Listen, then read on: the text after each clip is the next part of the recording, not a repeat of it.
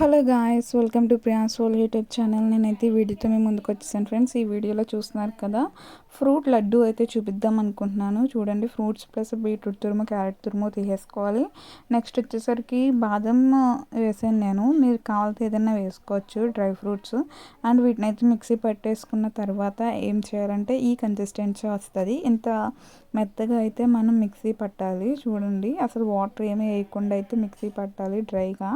అప్పుడు పట్టిన దాన్ని అయితే మనం రోల్స్ కింద చేసుకోవాలి. చూస్తున్నారు కదా, ఇలా అయితే రోల్ కింద చేసుకోవాలి. ఇదైతే చాలా హెల్త్కి చాలా మంచిది. అండ్ స్కూల్కి వెళ్ళి వచ్చిన తర్వాత పిల్లలకి ఇస్తే చక్కగా తింటారు. చాలా బాగుంటుంది ఇది లడ్డు.